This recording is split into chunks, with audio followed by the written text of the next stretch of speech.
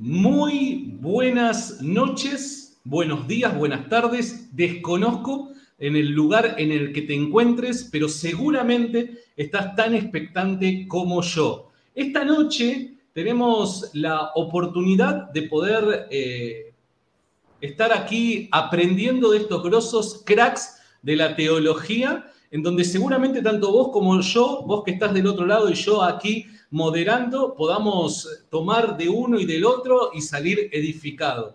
El día de hoy vamos a estar compartiendo este debate en donde se va a discutir el tema del bautismo. A ver, primero tengo que darle la oportunidad al de la casa, al anfitrión, nuestro amigo, genio crack, Jonathan Ramos. ¿Cómo estás, Johnny? Hola Santi, ¿cómo te va? Muchas gracias, hermano, por haber aceptado mi invitación de que moderes este debate. Sos el mejor haciendo esto de No la digas eso, no moderación. digas eso porque pones la vara demasiado alta. No digas eso, por favor. Bueno, cuando vos nos presentás a nosotros también, me presentás de una manera que me dan ganas de escucharme, ¿viste? Así que,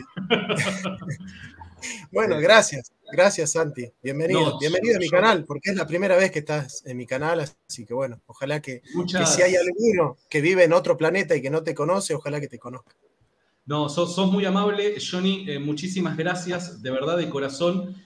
Como siempre te lo digo en privado, tengo la oportunidad de decírtelo en público, te aprecio mucho, sos una gran persona, de verdad te lo digo. Y esto es para mí un honor poder estar moderando aquí, espero poder estar a la altura de las circunstancias, así que bueno, gracias, muchas gracias por la oportunidad.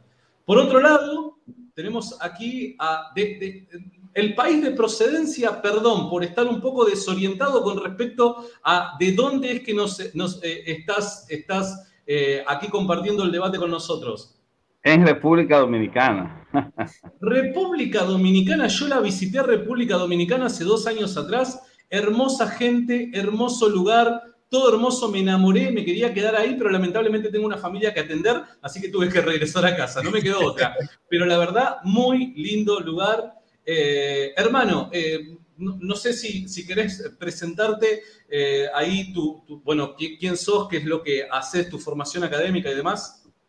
Por supuesto que sí. Soy Néstor Díaz. Mi trabajo ha sido desde el 2010 en la formación y el entrenamiento de jóvenes que aman las escrituras y que deseaban formarse como líderes que pudiesen navegar en medio de un mundo de incertidumbre con la certitud de las escrituras y de la palabra de Dios. Y fui, en este caso, fundador del proyecto de FDL, Formadores de Líderes, al mismo tiempo que también he sido catedrático durante muchos años del tema de, tanto en el ámbito de la filosofía, del ámbito de la apologética y del ámbito de la teología. Hemos incursionado en el canal Teólogo Responde y sobre todo gran amigo de Jonathan Ramos y admirador del trabajo de ustedes dos. Debo decir que ambos han hecho un excelente trabajo en el ámbito de las redes y creo que escucharlos es prácticamente oír vientos frescos. Así que es un honor tenerlos también acá y que ustedes estén compartiendo junto conmigo. Por mi parte es muy amable que alguien con su currículum me dé me tire esas flores, ¿no? La verdad que para mí es un honor, le agradezco mucho. Sé que el saco me queda grande, pero igual lo voy a recibir, así que muchísimas gracias. Esta noche, querida audiencia, y te invito, a vos que estás del otro lado, a que puedas compartirlo en tus redes sociales, Facebook, en Twitter, en Instagram. Compartí este debate porque yo te puedo asegurarte que va a estar buenísimo. El día de hoy se va a estar discutiendo el tema del bautismo. A ver, no sé cómo cómo es que vos habrás sido bautizado, qué es lo que crees acerca del bautismo, cuál es la denominación en la cual formás parte, si sos cristiano católico, si sos cristiano evangélico, no lo sé, pero el día de hoy se va a estar discutiendo justamente eso. A ver, el bautismo de niños o el bautismo de personas adultas. ¿Cuál es la postura que tenés al respecto? Me gustaría ahí en los comentarios que lo vayas poniendo, si se puede quizás activar ahí algún tipo de encuesta y demás. Queremos saber el público qué es lo que opina. Y además, Recordad de que yo voy a estar atento, moderando, pero atento a cada uno de los comentarios que vayan poniendo ahí en vivo, porque también vamos a, en el momento de preguntas y respuestas, a escoger las mejores preguntas que se vayan poniendo en el vivo, y yo voy a tratar de planteárselas tanto a Jonathan como a Néstor. ¿Está bien? Así que tenés que estar bien atento, porque, bueno, puede ser una pregunta escogida, puede ser la tuya. A ver, la forma del debate es bastante sencilla. Acá lo que queremos y buscamos es lo dinámico. Por ende, cada uno de los ponentes va a tener 20 minutos para hacer su presentación, hacer una defensa de su postura. Una vez finalizados los 20 minutos de cada uno, vamos a hacer diálogo abierto, dinámico, una conversación, en donde cada uno de ellos va a poder hacerle preguntas al otro, van a tener el tiempo para responder, y yo también voy a poder intervenir, tanto compartiendo preguntas de la audiencia como también compartiendo alguna inquietud que pueda yo tener, y aprovecho a trasladársela a ellos. Creo que la modalidad no es muy difícil de entender. Espero que todos la hayan ahí captado. Cualquier duda que tengan la pueden dejar en los comentarios, que yo voy a estar atento a cada uno de ellos para, bueno, tratar de responder sus inquietudes. Bueno, a ver, tengo delante mío 2 titanes y seguramente esto va a dar que hablar. Muchachos, yo no sé si entre ustedes ya han arreglado quién comienza el debate, la ponencia. Néstor, querido, ¿te parece que comience yo? Como usted desea, amado, no hay problema. Bueno. Perfecto. Bueno, son 20 minutos. Si ustedes me permiten, voy a poner el cronómetro. Y yo, si a ustedes les parece bien, cuando falten 2 minutos, voy a interrumpirlos un instante avisando, activando mi micrófono, diciendo, mira, Johnny, Néstor, les quedan los últimos 2 minutos para que estén atentos al tiempo que les va quedando, ¿sí? Así que perfecto. Voy poniendo el cronómetro. Jonathan, ¿estás listo? Listo. Perfecto. Arrancamos en 2, 1, va. Bien. Antes que nada, para mí es un placer que Santiago esté acá moderando y debatir con mi querido y entrañable amigo Néstor Díaz, que para mí es el mejor teólogo de América, sin lugar a dudas. Voy a defender una tesis filosófica y teológica, Néstor. Por un lado, voy a defender que no hay anabaptismo sin un concepto moderno de individuo, sin un concepto individualista de persona humana. Esa es la parte filosófica que yo voy a defender, ¿sí? Y la parte teológica va a estar dividida en 3 bloques, Néstor. El primero, ¿qué tipo de personas trae Dios a su pacto? El segundo, ¿qué significado tiene el bautismo como señal del pacto? Y profundizar un poco en la temática del bautismo como señal del pacto, propiamente desde el esquema presbiteriano dentro de la teología de los pactos, ¿sí? Tradicionalmente, y no entrando en el dispensacionalismo de Scofield, Néstor, no me entiendas de esa manera, se entiende desde la teología reformada 6 grandes pactos: el pacto de Adán, el pacto de Noé, el pacto de Abraham, el pacto de Moisés, el pacto de David, el pacto de Cristo. ¿Qué es un pacto? El pacto es una relación solemne que establece Dios por iniciativa suya con su pueblo vasallo, en el sentido de el pueblo siervo de Dios, ¿no? En eso hay 3 grupos de pactos. Los pactos universales, que fueron establecidos por Dios con una persona como representante federal de toda la humanidad.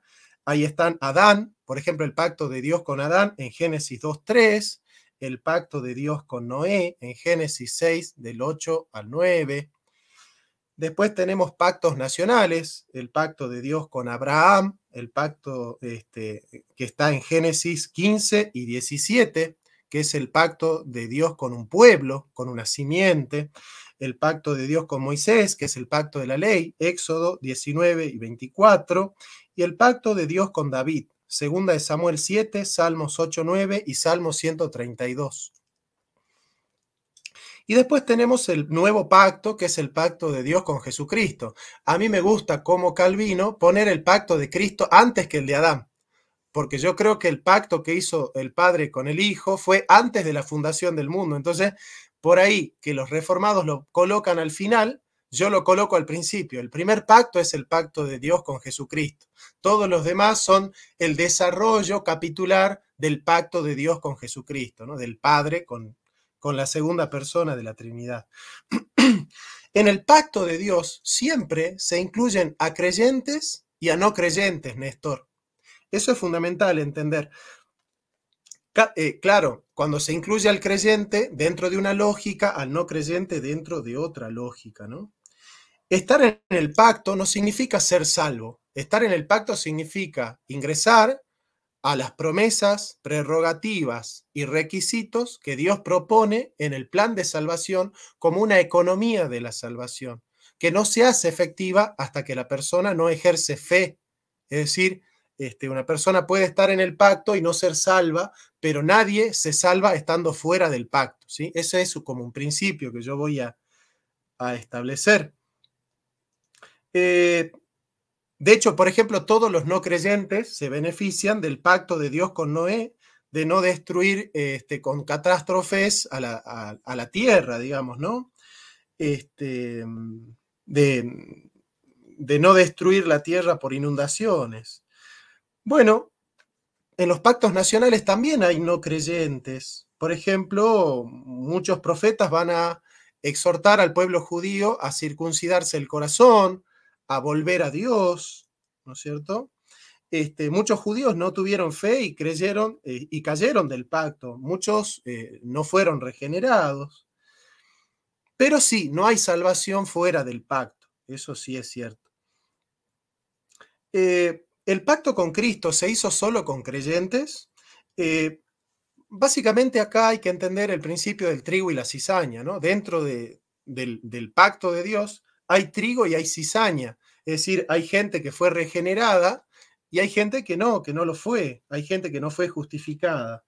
Y para eso me voy a basar en un texto que es Hebreos 10, 26, donde el escritor de esta obra, que no sabemos bien quién fue, nos dice: porque si pecaremos voluntariamente después de haber recibido el conocimiento de la verdad, nosotros los reformados decimos, ese es el pacto, ya no queda más sacrificio por los pecados, sino una horrenda expectación de juicio y de hervor de fuego que ha de devorar a los adversarios, el que viola la ley de Moisés.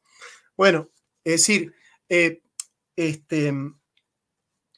claramente la Biblia enseña que la salvación no se pierde, o sea que acá no está hablando de perder la salvación, sino de aquellos que están dentro del pacto, pero tienen, ¿no es cierto?, obligaciones frente a Dios y también tienen más derechos. O sea, por ejemplo, el hijo de un creyente tiene tiene un acceso a Dios distinto y tiene obligaciones distintas que el hijo de un no creyente, digamos, ¿no? También puedo basarme en Jeremías 31, 31 al 34, donde hace una exhortación a la circuncisión del corazón. 1 Corintios 10, 29 y 30. Pero sobre todo me gustaría filosóficamente introducir esta idea que en la concepción antigua, siempre que se habla en la economía de la salvación, nunca se habla de un individuo, sino de un pueblo, de una comunidad, se habla de una familia, siempre se habla de un clan. De hecho, Jesucristo dice, Padre nuestro que estás en los cielos, ¿no? Es decir, nunca la relación con Dios es personal, pero no individual. Esa es la distinción que me gustaría hacer. Es personal, es de persona a persona, pero no es individualista, no es un individuo aislado de los demás. Entonces, siempre que Dios hace pacto con un pueblo, hace pacto con una comunidad. Hace pacto con Noé como representante de la humanidad, pacto con Adán como representante de la humanidad, pacto de Abraham como representante de un pueblo, pacto de Moisés como representante de un pueblo. ¿Qué clase de personas trae Dios a su pacto? ¿Trae solo adultos o trae también a sus hijos y a su familia? Bueno, el pacto de Dios con Adán se hizo con Adán y su prole. De hecho, el pecado original no es ni más ni menos que nosotros pertenecemos a través de lo que San Agustín llama la solidaridad a el pacto de Adán, ¿no? Como representante federal en este caso de nuestro pecado. Así como en Adán todos están muriendo, así en Cristo todos tendrán vida. El pacto de Noé fue también realizado con sus hijos, Génesis 6, 18 y 17, 7. El pacto de Dios con David se hizo también con sus hijos, con su prole, la descendencia de David, de la cual saldrá el Mesías. Salmo 132, 11 al 12, donde dice, si guardaren tus hijos el pacto, yo les daré vida eterna, ¿no? Si guardaren tus hijos el pacto, yo les daré vida eterna. O sea, es como que los hijos de David están en un pacto y lo tienen que guardar para recibir la salvación. Esto es muy interesante, porque después viene la pregunta, ¿y cómo ingresan al pacto? En el pacto del Antiguo Testamento, ¿cómo se ingresa al pacto? ¿Y cuál es el ingreso al nuevo pacto? Después tenemos en Éxodo, Dios hace un pacto con Moisés y con todo el pueblo judío. Ese es Éxodo 20, del 5 al 6. Y dice, el pecado del padre no vale solo para el padre. O sea, dice, perseguiré el pecado del padre por hijos hasta la 7ª generación. Entonces, yo de acá saco un principio que surge del principio de Romanos, cuando Pablo dice, como en Adán todos mueren, en Cristo todos tienen vidas, el pecado del Padre no vale solo para el Padre y la fe del Padre no vale solo para él, porque el que cree en Dios también tiene las promesas para su familia. En el nuevo pacto, nosotros también tenemos principios acerca de cómo es que se fue aplicando el bautismo. El bautismo apostólico. Nosotros tenemos 3 etapas en los bautismos, ¿no? Tenemos la etapa del lavamiento en el templo, que esa es la etapa del lavamiento en el Antiguo Testamento, que servía para purificar, para purificarse. Eso utilizaban los profetas. Néstor sabe mucho más que yo de esto, sin lugar a dudas, cómo el sumo sacerdote tenía que pasar por un proceso de lavamiento, de regeneración, para poder ingresar en el templo, en el Sancta Sanctorum. Bueno, el que hace alusión a esa raíz veterotestamentaria del lavamiento de la regeneración por el agua es Efesios 5:25, que dice,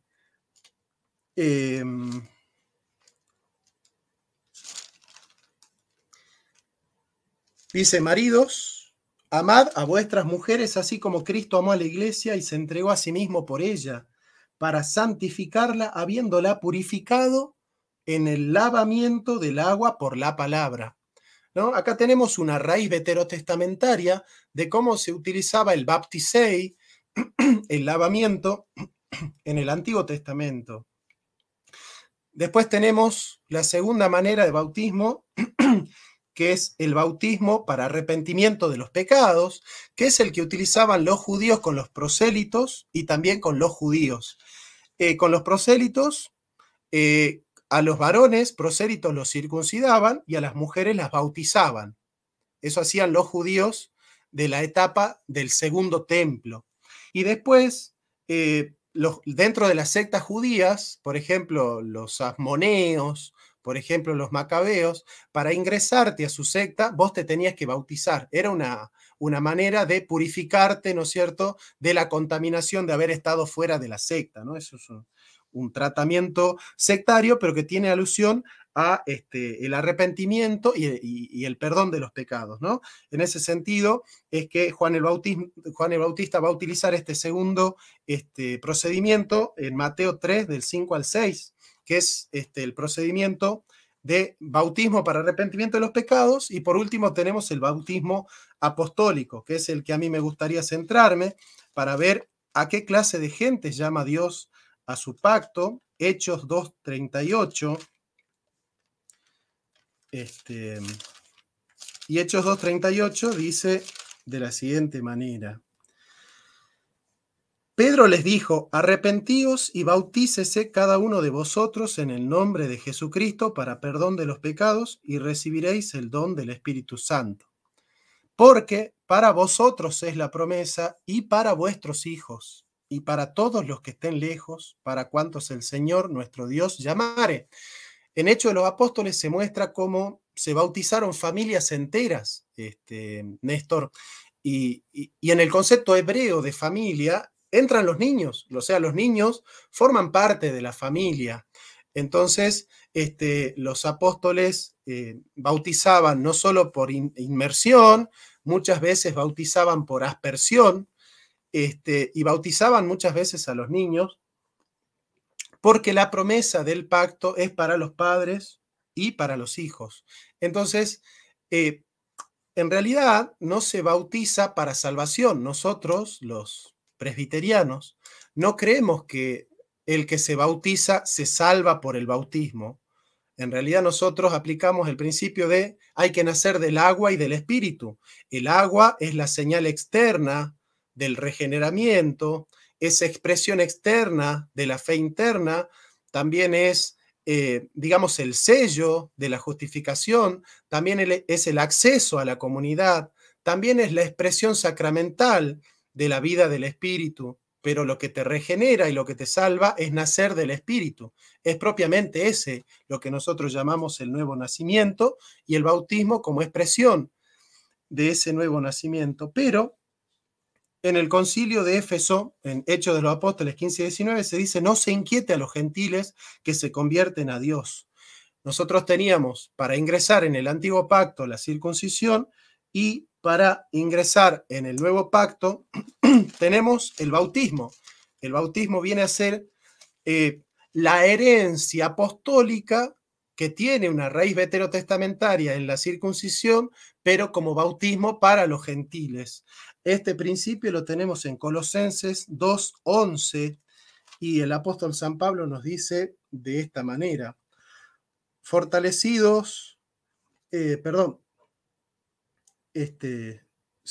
Colosenses 2:11.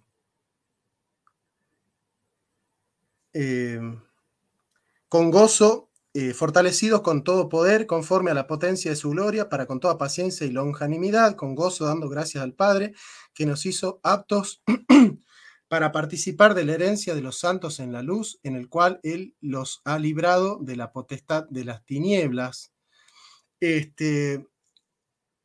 Y acá el apóstol San Pablo sigue desarrollando la idea, ¿no es cierto?, de que nosotros fuimos lavados por el bautismo de la circuncisión. Lavados por el bautismo de la circuncisión. Entonces el bautismo, y ya con esto voy terminando, Santi, el bautismo tiene dos grandes aplicaciones en toda la Biblia. El bautismo aplicado a los creyentes y el bautismo aplicado a los infantes. El bautismo aplicado a los creyentes es la expresión exterior de una fe interior. Y el principio de esto está en Romanos 4:11. El bautismo es sello de la justificación por la fe en Abraham. Y primera de Pedro 3:21, que me parece importante rescatarlo, porque dice: el bautismo que corresponde a esto ahora nos salva, no quitando las inmundicias de la carne, ¿no? Esto es un poco para hablar del fomes peccati del catolicismo, sino como la aspiración de una buena conciencia hacia Dios. El bautismo es la aspiración de una buena conciencia hacia Dios. Es decir, el bautismo no es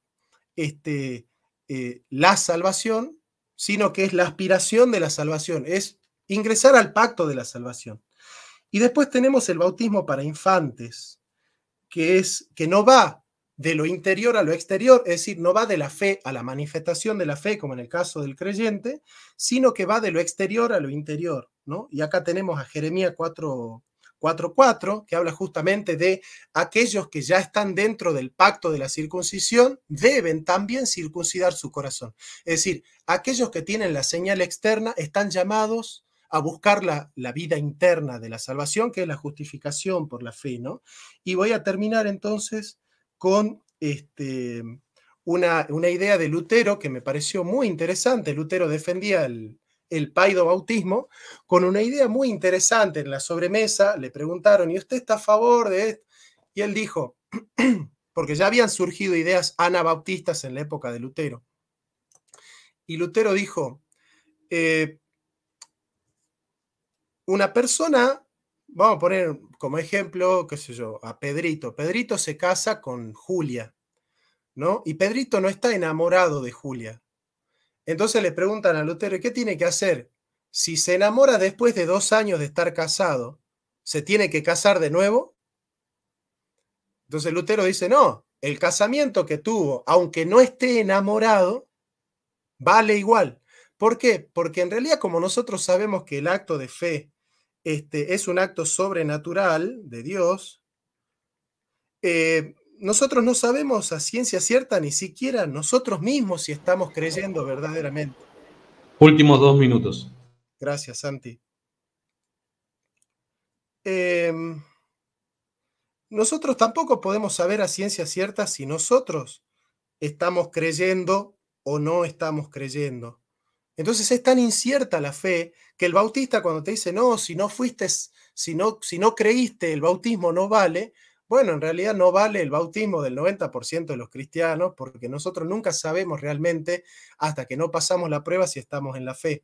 Por eso Colosenses 2:11 dice, en él también fuisteis circuncidados con una circuncisión no hecha por manos al quitar el cuerpo de la carne mediante la circuncisión de Cristo. Por el lavamiento del bautismo fuimos circuncidados. El bautismo es la señal del nuevo pacto que viene a suplantar la circuncisión a los 8 días por parte de los judíos del Antiguo Testamento.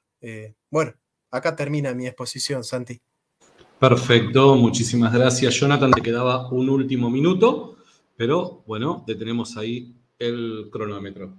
Bien, le quiero avisar a la gente que está conectada que todavía está a tiempo de dejar sus preguntas. Cada una de las preguntas que están siendo puestas en los comentarios las estoy anotando, está bien, y según cómo continúe la conversación entre ambos ponentes es cómo voy a tratar de meterlas en la conversación, ¿está bien? Así que ustedes vayan dejando la pregunta, lo único que les pido es que al principio pongan pregunta en mayúscula, 2 puntos, y ahí desarrollen su inquietud y para quién va dirigida.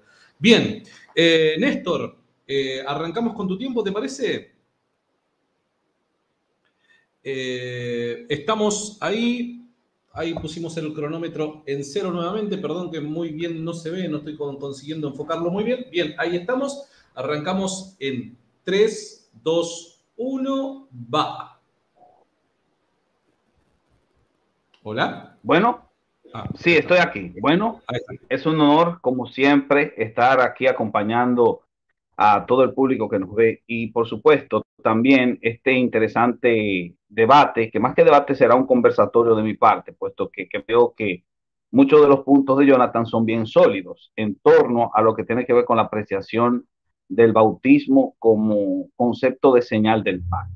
Ahora, vamos a hacer algunas aclaraciones en torno a nuestra tesis principal de trabajo, puesto que mi defensa directa del credo bautismo por encima del paido bautismo tiene unos referentes importantes que parten de una aclaración de ciertos conceptos que se manejan de manera equivocada dentro del planteamiento del paido bautismo. En particular, creo yo, y esto es importante resaltar, que si bien los argumentos del paido bautismo tienden a ser bien sólidos y no son tan fáciles de contradecir, entiendo que donde precisamente fallan es en 3 puntos imprescindibles. El primero tiene que ver con comparar el bautismo con la circuncisión. De hecho, la circuncisión se utiliza como señal inequívoca que representa la similitud del bautismo como representación directa del nuevo pacto. Así como la circuncisión fue señal del antiguo pacto, entonces el bautismo sería una señal del nuevo pacto como tal. Si bien es cierto que el rito de la circuncisión tiene paralelos con el bautismo cristiano, por ser un rito de iniciación a la comunidad, como indica Génesis 17:14, y que fue aplicado a los niños, tal y como indica el versículo 12 del mencionado capítulo, esto no debe ser un argumento suficiente para confundirlo por 3 razones. La primera es el sentido inclusivo del rito. La circuncisión solo era aplicada a varones, pero con el bautismo se incluyen a las mujeres, así que el alcance es mayor. Lo segundo tiene que ver con el origen. Parece que el bautismo cristiano tiene su precedente inmediato en el bautismo de Juan, y este último procede de los ritos de abluciones retratados en Éxodo 19, 10 al 14, y 40, 12 al 15. Estos ritos implicaban el lavamiento como un símbolo de purificación. Así que dichas abluciones, no la circuncisión, son el referente para el bautismo cristiano. Lo tercero es que la circuncisión es una sombra de la encarnación de Cristo, no del bautismo cristiano, tal y como dice Colosenses 2:11. En él fuisteis circuncidados. Y así como el sábado haya su cumplimiento en Jesús, tal y como indica Hebreos 4, 1 al 3 y 9 al 12, la circuncisión es una sombra de Cristo, no del bautismo. Lo segundo tiene que ver con obviar la simbología escritural. El apóstol Pablo explicó con detalle el metamensaje cifrado en el sacramento del bautismo. Romanos 6, 1 al 4. La idea es que el bautismo implica un acto simbólico de muerte, sepultura y resurrección, asumido por el creyente que se halla consciente de lo que hace. Y hay un sinnúmero de pasajes que lo confirman. No voy a considerar ni a Marcos 16, 16, ni a Hechos 8:3, porque estos textos no aparecen en los manuscritos más antiguos, pero sí existen una gama inmensa de versículos que apuntan a una decisión consciente del creyente. Por ejemplo, Mateo 28, 19, donde se relaciona el bautismo con el discipulado, lo que implica un grado de comprensión por parte del que se va a bautizar para que pueda entender todas las cosas que Jesús nos ha mandado, tal y como indica el resto del pasaje. Otros textos que apuntan a que el bautismo debe ser aplicado a personas que sepan discernir el valor del sacramento son Gálatas 3, 26 y 27, Hechos 22, 16, donde se afirma que al bautizarse, el bautizando debe invocar el nombre de Cristo, lo cual implica un grado de conciencia. Hechos 2:38, que antepone el arrepentimiento al bautismo. Hechos 10:47 y sobre todo, Primera Pedro 3:21, el más curioso de todos los textos que he citado, puesto que en ese pasaje se define al bautismo, y esto lo mencionó Jonathan casi al final, como un compromiso que hace el bautizado de vivir con buena conciencia. Además, la idea de asumir el paidobautismo como un concepto relacionado con la circuncisión no considera la experiencia temprana de la iglesia. Cuando leemos a Lucas en Hechos, así como las epístolas, uno se percata de que todos los bautismos eran aplicados a personas adultas. Hechos 2:41, 10:47, 19:4 al 6, Romanos 6:4. La asunción de que cuando se dice que fue bautizado él y su casa, y se incluía a los niños, es una asunción libre que hace el intérprete del texto, pero no puede indicarlo de forma directa. El texto no lo dice ni lo pone de forma directa. Es más bien una deducción que se hace del pasaje. Al mismo tiempo, debemos considerar que esto es así porque el referente del bautismo cristiano era el de Juan, y este aplicaba dichos ritos a personas adultas, o por lo menos conscientes de su arrepentimiento, por si se quiere incluir algún que otro adolescente. Véase en este caso Hechos 19:4 y compárese con Lucas 3:21 al 22. Si nos adentramos en los primeros documentos patrísticos anteriores al siglo IV, especialmente del siglo III al IV, notaremos que la noción paido-bautista es una noción, es decir, el bautismo de niños, que no se manejaba de forma general.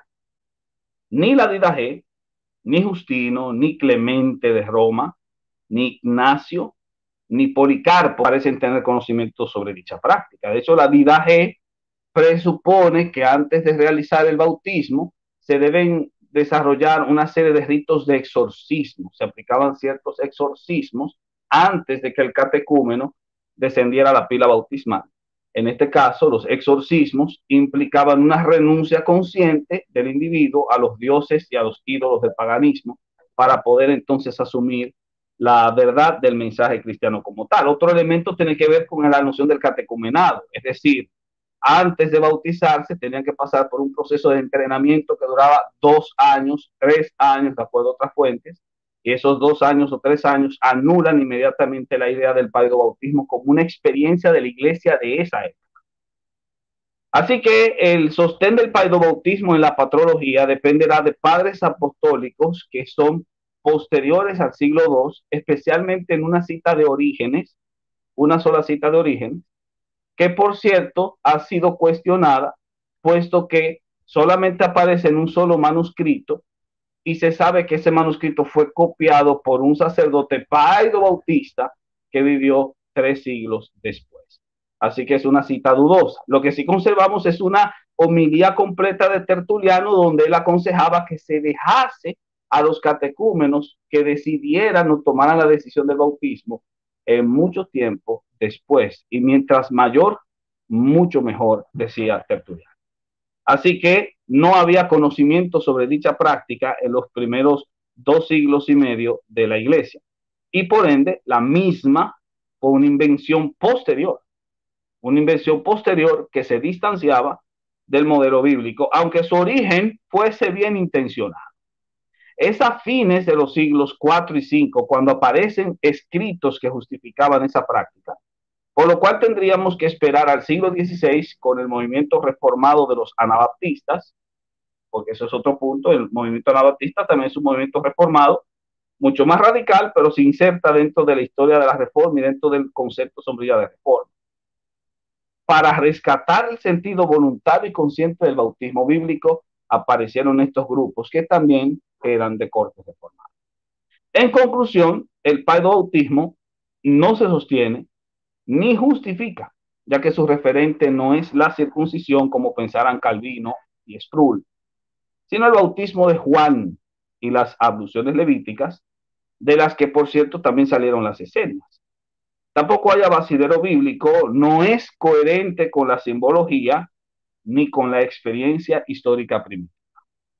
3 puntos adicionales a lo dicho.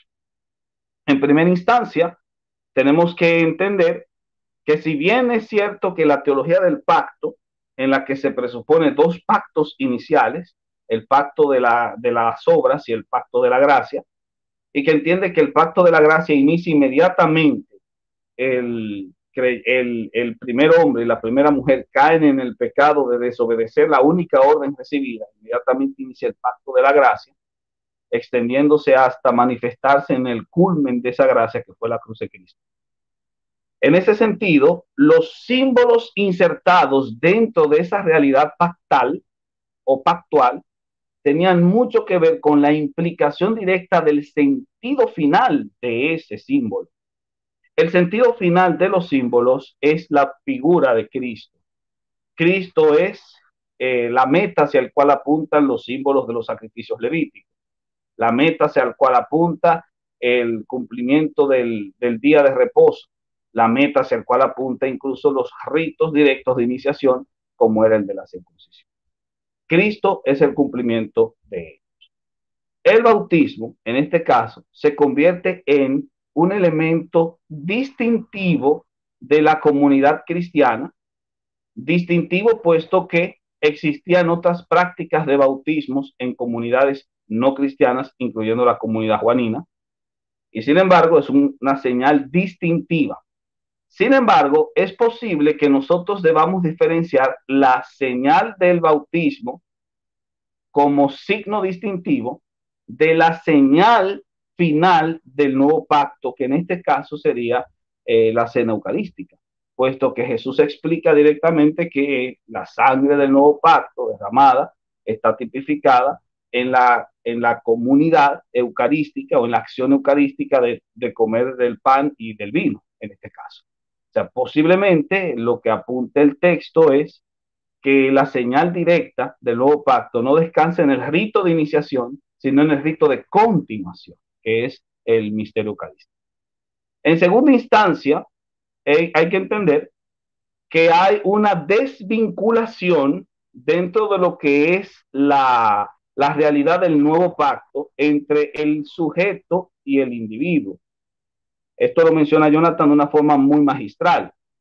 Y es importante que se destaque, pero hay un elemento bíblico importante acá, y es que dentro de la concepción que los profetas tenían del nuevo pacto, implicaba la desvinculación de esta idea. Es decir, los padres y los hijos están desvinculados dentro de lo que tiene que ver con la apropiación de la fe. De modo que la fe del padre no afecta al hijo, del mismo modo como el pecado del padre no afecta al hijo. Eso se descubre en Jeremías 31:29, cuando dice que en aquellos días, los días del nuevo pacto, ya no se dirá el refrán de que los padres comieron las uvas agrias y a los hijos les salió la dentera. Inmediatamente el profeta está entendiendo que ya no hay una relación inmediata entre la fe del padre y la fe del hijo, y entre los ritos aplicados al padre y los ritos aplicados al hijo. Se necesita un elemento de conciencia, y es lo que el profeta introduce como una realidad vital del nuevo pacto. En tercer lugar, nosotros encontramos una especie de orden, así como hay un ordo salutis, nosotros podemos encontrar una especie de orden litúrgica en torno a lo que tiene que ver con esto, y es en Efesios 5:26. Bueno, en Efesios 5:26 se nos dice que el agua, cuando se habla del nuevo nacimiento, nacer del agua y del espíritu, aquí el agua no representa el bautismo, el agua representa la palabra, y lo que presenta el Señor a través del símil del agua y el espíritu es la acción conjunta que el Espíritu de Dios hace en convencer a las personas para introducirlos en el proceso de regeneración, si se quiere decir así, o para introducirlos de plazo en una regeneración inmediata a través de la acción que hace conjuntamente con la palabra. Y eso es un punto importante. Y finalmente, ya para ir concluyendo, hay otro punto importante acá, y es cuando hablo del orden, en este caso, en Colosenses, y Colosenses es un pasaje clave aquí, 2:11 al 12, se refiere que primero ocurre el proceso salvífico, que se tipifica con el ejemplo de la circuncisión del corazón. Dice, en él también fuisteis circuncidados con circuncisión no hecha a mano, al echar de vosotros el cuerpo pecaminoso carnal en la circuncisión de Cristo. Punto importante. Porque después de que hable de la circuncisión como un proceso de salvación operado por acción del Espíritu a través del Señor, o de la realidad de Cristo como base final de este proceso salvífico, inmediatamente agrega, sepultados con él en el bautismo, en el cual fuisteis también resucitados con él mediante la fe en el poder de Dios que le levantó de los muertos. Aquí hay una separación importante, porque el apóstol lo que está indicando es que primero viene el proceso de circuncisión del corazón y luego viene la señal externa, que es el bautismo. El proceso interno, el signo externo. En ese caso, si el signo externo es simplemente confirmación del proceso interno, hay una separación óptica entre ambos. Uno es señal del otro, pero uno no puede confundirse con el otro. Con esto concluyo mi presentación. Perfecto, te quedaban 4 minutos, Néstor. ¿Querés igual concluir ya? Sí, creo que está bien. Perfecto, buenísimo. Bueno, toda la gente que está conectada, quédese tranquila. Todos aquellos que han hecho sus preguntas, ya he tomado notas, así que quédense tranquilos que a la brevedad vamos a transmitírselas a los ponentes. Bueno, a ver, ahora hemos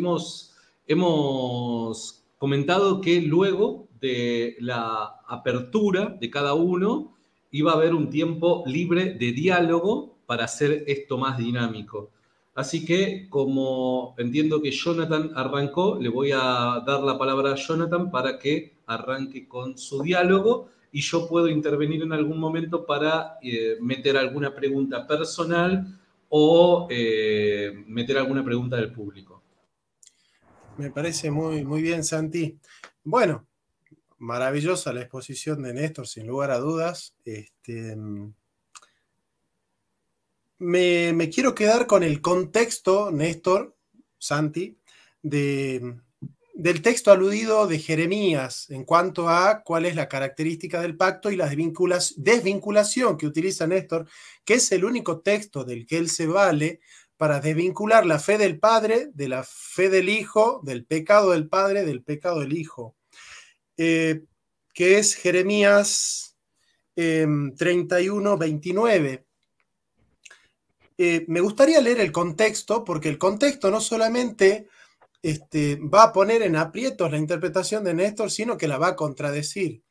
Miren, en aquellos días no dirán más, los padres comieron las uvas agrias y los dientes de los hijos tienen la dentera, sino que cada cual morirá por su propia maldad, los dientes de todo hombre que comiere las uvas agrias tendrán la dentera. Hasta ahí parecería que está hablando del contexto de la economía de la iglesia, o del contexto de la salvación de la primera venida del Mesías, ¿no? Lo que se llama el pacto de la iglesia. He aquí vienen días, dice Jehová, en los cuales haré nuevo pacto con la casa de Israel y con la casa de Judá, no como el pacto que hice con sus padres el día que tomé su mano para sacarlos de la tierra de Egipto, porque ellos invalidaron mi pacto. ¿Ve? Estaban dentro del pacto e invalidaron el pacto.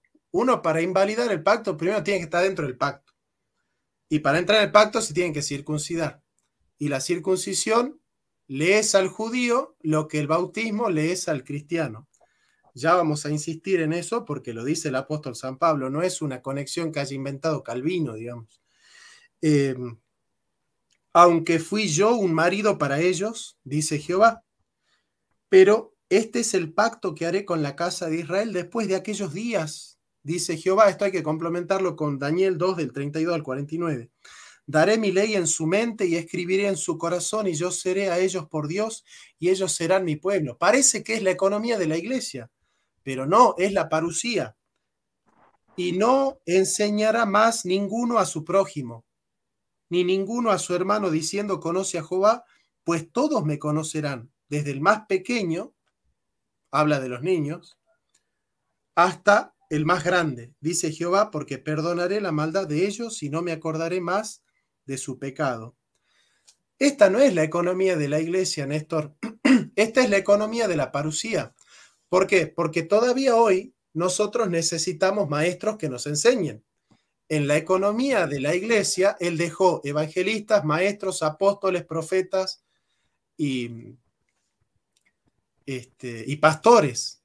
Y nosotros necesitamos maestros. Pero en esta economía, que no es la economía de la iglesia, sino de la parusía, ya no necesitamos maestros.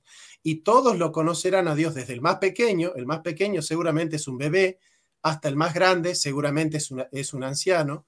Justamente está hablando de otra economía, ¿no? Cuando se consumirá lo que le depara al desolador, ¿no? Como dice Daniel. Y por último, Néstor, porque esto no es una ponencia, y discúlpame si es que me extiendo un poco, Santi, el que traza la vinculación entre la circuncisión y el bautismo es el apóstol San Pablo, no es Calvino. Dice Colosenses 2, del 11 al 12, que voy a insistir porque está clarísima la vinculación. En él también fuiste circuncidados. ¿Quién fue circuncidado si los colosenses eran gentiles? Y Pablo le está diciendo a los gentiles que fueron circuncidados. Pero sin embargo, Pablo era el que estaba en contra de la circuncisión. ¿Cómo puede ser que Pablo, que estaba en contra de la circuncisión en el concilio de Jerusalén, le esté diciendo a los colosenses que fueron circuncidados cuando son gentiles?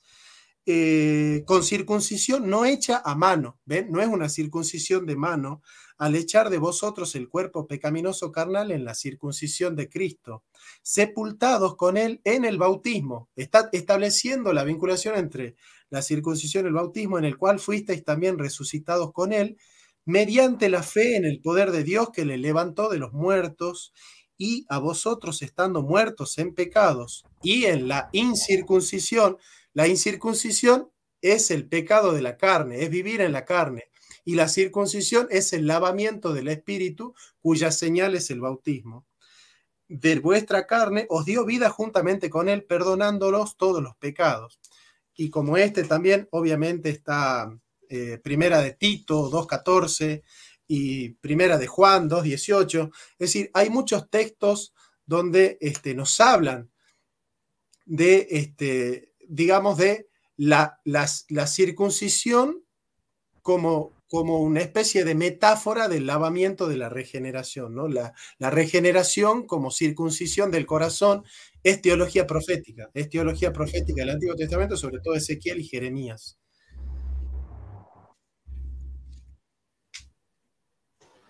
Podés intervenir, Néstor, ¿eh? Excelente. Como siempre, Jonathan, bien atinado. Y te felicito como siempre, es un excelente expositor. Tocante al punto de Jeremías 31:29, ciertamente es muy convincente suponer que es una promesa que apunta hacia el hecho final escatológico de la parucía. Pareciera indicarlo. Pero la aplicación que los autores del Nuevo Testamento, incluyendo a Jesús, le han dado a ese pasaje, implicaría de forma preferencial que el texto de Jeremías 31:29, cuando habla del nuevo pacto, está refiriéndose al pacto iniciado por Cristo en la cruz. No solo porque Jesús utiliza la expresión del nuevo pacto, es un concepto que está presente en la noche de la cena pascual, la última cena de Cristo, sino porque el autor de Hebreos, a la altura del capítulo 10, versículo 16, utiliza uno de los textos del pasaje de Jeremías 31 a partir del verso 29 y lo aplica a la era eclesiástica. Vamos a leerlo desde el versículo 11. Y ciertamente todo sacerdote está día tras día ministrando y ofreciendo muchas veces los mismos sacrificios que nunca pueden quitar los pecados. Pero Cristo, habiendo ofrecido una vez para siempre un solo sacrificio por los pecados, se ha sentado a la diestra de Dios. De ahí en adelante, esperando hasta que sus enemigos sean puestos por estrado de sus pies, porque con una sola ofrenda hizo perfectos para siempre a los santificados. Y nos atestigua lo mismo el Espíritu Santo, porque después de haber dicho, y aquí viene la cita que hace de Jeremías, este es el pacto que haré con ellos. Después de aquellos días, dice el Señor, pondré mis leyes en sus corazones y en sus mentes las escribiré, añade, y nunca más me acordaré de sus pecados y transgresiones, pues donde hay remisión de estos no hay más ofrenda por el pecado. Y luego termina diciendo, así que hermanos, la aplicación final, teniendo libertad para entrar en el lugar santísimo por la sangre de Jesucristo, por el camino nuevo y vivo que Él nos abre a través del velo, esto es de su carne, y teniendo un gran sacerdote sobre la casa de Dios, acerquémonos con corazón sincero, en plena certidumbre de fe, purificados los corazones de mala conciencia y lavados los cuerpos con agua pura. Un acercamiento directo final al tema del bautismo. Importante esto porque el autor de Hebreos presupone que Jeremías está hablando no del hecho final escatológico, sino de la era presente eclesiástica, donde todos nosotros tenemos la libertad de acercarnos confiadamente al trono de la gracia, sin necesidad de mediadores, más que Cristo Jesús. Ahora bien, podríamos nosotros, para sacar provecho a la apelación que hizo Jonathan, lograr una especie de conjunción, posiblemente, y esto sería un tema que se podría debatir después en tesis escritas, es que el hecho escatológico no es un hecho diferenciado del hecho soteriológico. Es decir, la cruz de Cristo apunta a la parucía. De hecho, eso se puede encontrar en el símbolo de la cena del Señor, que entiendo yo es el signo distintivo del nuevo pacto. El bautismo más que todo es un rito de iniciación, no un signo distintivo.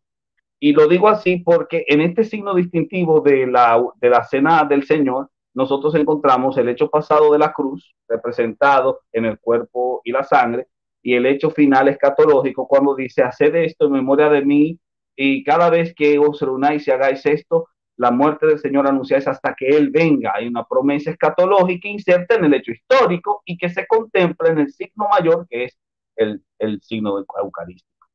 Ahora, en este sentido, el bautismo como tal se convierte en un elemento prácticamente externo, no tanto distintivo del pacto, sino externo del hecho final de ese pacto, que en este caso sería la conjunción directa del del creyente que ha sido regenerado por Jesús y que expresa en este caso a través del rito del bautismo esta implicación directa. Así que, ¿cómo lo vería yo? Creo que en este caso el pasaje de Jeremías 31:29 tiene una implicación inmediata, de acuerdo a los autores del Nuevo Testamento, en el hecho eclesiológico, con referencias veladas al hecho escatológico, que prácticamente serían dos elementos que se convierten en uno solo dentro del rito como tal. En torno al segundo tópico, que tiene que ver con el tema de Colosenses, esto es importante también, cuando leemos en Colosenses, cuando dice circuncisión del corazón, prácticamente el apóstol Pablo, por supuesto que está apelando a una noción que la encontramos implícita en Jeremías 31:29, cuando habla de que serán circuncidados, y cuando se habla entre los profetas de que Dios demanda una circuncisión del corazón, una circuncisión de oídos. Esa implicación que los profetas utilizan es para hablar de una conversión del individuo. El individuo es convertido a través de la gracia de Cristo que le regenera. El individuo es circuncidado, no por mano humana, sino por la acción del Espíritu de Dios. La circuncisión, en este caso, es un símbolo con sombras del Antiguo Testamento, pero que apunta a una realidad específica, que es el cambio interno. El cambio interno porque es una circuncisión del corazón. Ese cambio interno solo lo opera el Espíritu de Dios. El bautismo no es más que un signo externo de ese cambio interno. Y parece que el apóstol hace una separación en ese sentido, aunque podría ser una deducción libre del intérprete, pero el apóstol Pablo hace o parece hacer una separación en ese sentido cuando aplica o apela a la idea de que este individuo que ha sido circuncidado entonces es sepultado en las aguas bautismales, dando a entender con ello que el signo externo es posterior al cambio interno. Si el signo externo es posterior al cambio interno, entonces son dos elementos diferenciados. A menos que nosotros entonces concluyamos que el cambio interno y el signo externo son una y la misma cosa. Pero creo que eso sería muy arriesgado si lo hacemos a partir del texto. Es cuanto. Perfecto. Personalmente, entonces, entiendo como que ya está respondida también esta pregunta que es similar, de Nicolás Jacín. Dice, pregunta si no hay relación entre el bautismo y la circuncisión, porque el apóstol Pablo entonces los usa de forma intercambiable entre sí en Colosenses 2, 11 y 12. Entiendo de que esa pregunta ya está respondida por Néstor. Si ustedes me permiten, voy a hacerle una pregunta de parte denme un segundo, ahí está David Bermúdez, pregunta para Jonathan, dice, si a ustedes les parece, le damos tiempo a Jonathan para que pueda responder la pregunta y si Néstor quiere agregar algo a la respuesta de Jonathan puede intervenir. Es la siguiente, dice, por favor, presenta pruebas bíblicas que los apóstoles bautizaron por aspersión. Bueno, en este sentido, nosotros, los reformados, siguiendo el principio hermenéutico de la Confesión de Fe de Westminster, nos podemos subsidiar de la tradición en aquellas situaciones en las cuales los textos bíblicos no son absolutamente precisos. Es decir, la Biblia no es absolutamente clara en si hay que bautizar a los niños o solo a los adultos. Son inferencias las que está haciendo Néstor, son inferencias las que estoy haciendo yo. Lamentablemente el texto bíblico no es absolutamente directo y claro en esta cuestión. Así que nosotros, en estas ocasiones, los reformados podemos acudir a la tradición para, de alguna manera, inclinar la balanza cuando la escritura no es lo suficientemente específica. Siempre es clara, pero no siempre es específica al respecto. Por ejemplo, tenemos en Hipólito, en el 258 dice, se desvestirán y se bautizarán los niños en primer término, todos los que puedan hablar por sí mismos hablarán. Tertuliano escribió un libro sobre el bautismo, justamente tratando de recomendar que se retrase lo más posible el bautismo de los niños. Eso lo dice en un libro del 160 después de Cristo. De hecho, el primero que comienza a cuestionar el bautismo de los niños, en algunos de los textos, y se suele utilizar eso, es Ireneo. Pero de ninguna manera la comunidad primitiva ha sido una comunidad en la cual el bautismo de niños ha sido ausente, ¿no? Y bueno, hay algo, sobre todo de lo que dice Néstor con respecto a la economía, que es la administración de la salvación, tiene etapas que ya la comunidad primitiva fue descubriendo como el ya, pero todavía no. Es decir, el ya en potencia como primicia, todavía no en cumplimiento en perfección. Y yo creo que ese principio de la economía está muy presente en la profecía de las 70 semanas, cuando Daniel dice, 70 semanas están determinadas sobre tu pueblo y sobre tu santa ciudad, para terminar la prevaricación, esa economía de la parusía. La prevaricación todavía existe, no está terminada, pero ya empezó, pero todavía no, es el ya, pero todavía no. Y poner fin al pecado, el pecado todavía existe, y expiar la iniquidad todavía existe. ¿Qué pasa? ¿La sangre de Cristo no es efectiva? No, es economía de la parusía. Hay que entender economía de la iglesia, economía de la parusía. Es ya, pero todavía no. Tenemos la primicia, pero no la consumación. Y poner fin al pecado y expiar la iniquidad para traer la justicia perdurable y sellar la visión y la profecía y ungir al santo de los santos. ¿Sabe? Pues, y entiende que desde la salida de la orden hasta para restaurar y edificar a Jerusalén hasta el Mesías príncipe, habrá 7 semanas y 62 semanas. Se volverá a edificar la plaza y el muro en tiempos angustiosos, y después de las 62 semanas se quitará la vida al Mesías, mas no por sí. Ya estamos en economía de la iglesia, y el pueblo de un príncipe que ha de venir destruirá la ciudad y santuario, y su fin será con inundación. Y hasta el fin de la guerra durarán las devastaciones, y por otra semana confirmará el pacto con muchos. A la mitad de la semana hará cesar el sacrificio y la ofrenda, después, con la muchedumbre de las abominaciones, vendrá el desolador, economía de la parusía, hasta que venga la consumación. Ese no es el todavía no, es el ya. Hasta que venga la consumación y lo que está determinado se derrame sobre el desolador. Entonces acá tenemos economía de la ley, economía de la iglesia, economía de la parusía. Hay un proceso en el cual el profeta va hablando de la administración de la salvación, y Jeremías está hablando de economía de la parusía, cuando dice que nadie enseñará a nadie.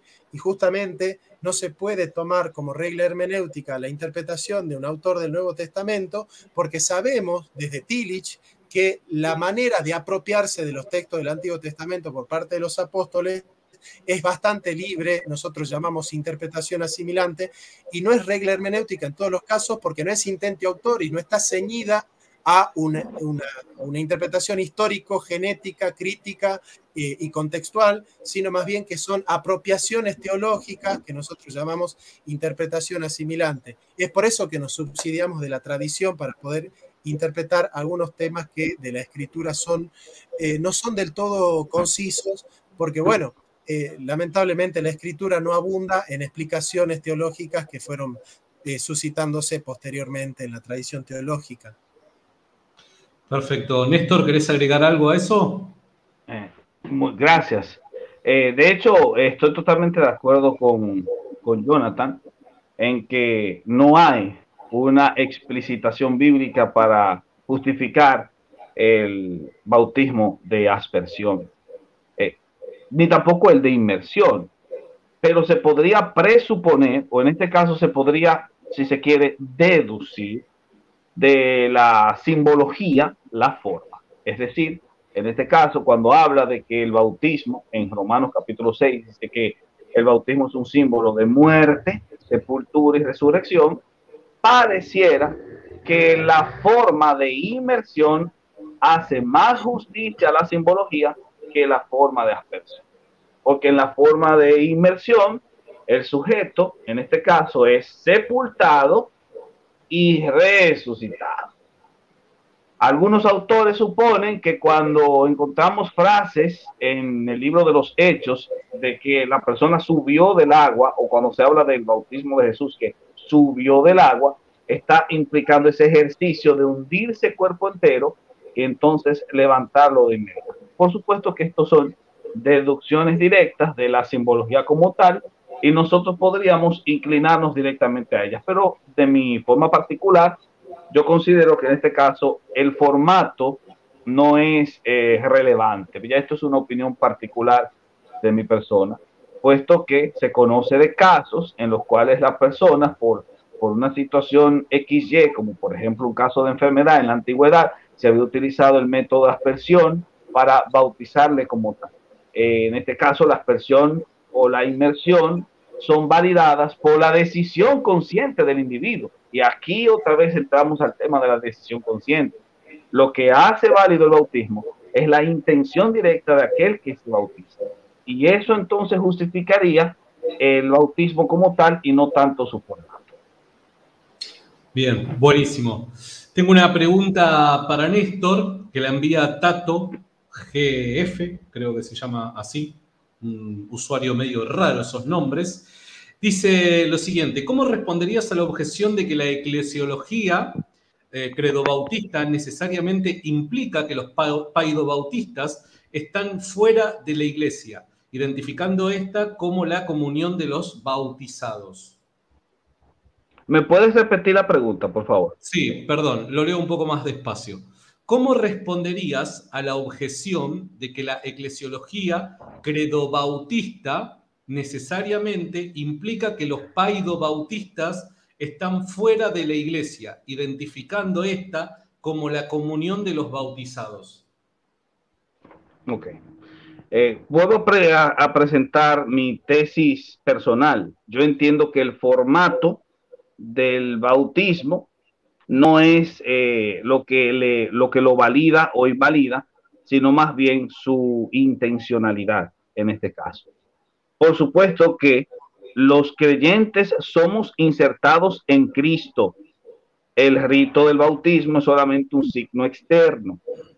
Esto es importante que se sepa, puesto que si nosotros consideramos que el bautismo es parte intrínseca del proceso soteriológico, entonces inmediatamente descargaríamos sobre el bautismo un papel relevante en la salvación, cuando el texto bíblico nos enseña que la salvación depende de la elección de Dios en la gracia soberana de Cristo. Por lo tanto, somos salvos en Cristo. Paido bautistas y credo bautistas están unidos en el camino al cielo.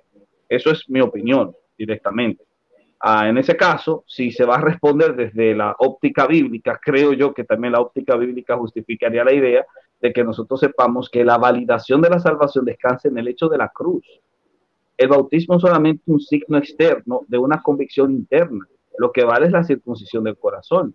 Puede ser que la persona haya sido circuncidada en su corazón por la acción del Espíritu Santo y muera al instante sin haber pasado por el rito del bautismo. No vamos a creer como el católico romano suponía, ya que el católico romano sí le inserta un papel soteriológico al bautismo, de que esa persona quede en un estado intermedio entre el cielo y la tierra, entre el cielo y el infierno, ya sea porque no se bautizó, etcétera, y que hay que hacer misas post-mortem para poder lograr que este sujeto se salve, o el caso de los mormones que se bautizan por los muertos. O sea, nosotros caeríamos en errores como eso si suponemos que el bautismo tiene carga soteriológica. Para mí, y creo que el texto bíblico me avala en ese caso, el bautismo simplemente es un signo necesario, una ordenanza eclesial, pero es una ordenanza de obediencia post-salvífica. Después de que somos salvos, externamos al mundo como testimonio que fuimos salvos a través del rito bautismal. Johnny, ¿querés agregar algo a la respuesta de Néstor? Querido Santi, sí, antes de que vos puedas seguir transmitiendo tus preguntas o las preguntas del público, felicitar a Néstor, porque bueno, efectivamente el nivel argumentativo, el orden, la racionalidad y la parsimonia con la cual Néstor argumenta es realmente maravilloso y lo estoy disfrutando mucho. Para mí es un placer, y más que un debate es un aprendizaje, porque Néstor es casi un maestro para mí en teología, ¿no? Así que gracias, Néstor, por darme el privilegio de debatir con vos y creer que estoy a la altura de debatir con un grande como vos. Mirá, yo encuentro en el Antiguo Testamento una articulación entre el prepucio, que vendría a ser como el sinónimo de circuncidarse la carne, y el espíritu, que es la señal de la circuncisión del corazón, ¿no? Que es la señal del nuevo nacimiento para la teología profética. En el Nuevo Testamento eso se suplanta por el agua y el espíritu. nacer del agua y el espíritu. Ya no es la carne, ya no se habla de circuncidar la carne, sino de nacer del agua. Nacer del agua es el bautismo. Nacer del espíritu es el nuevo nacimiento.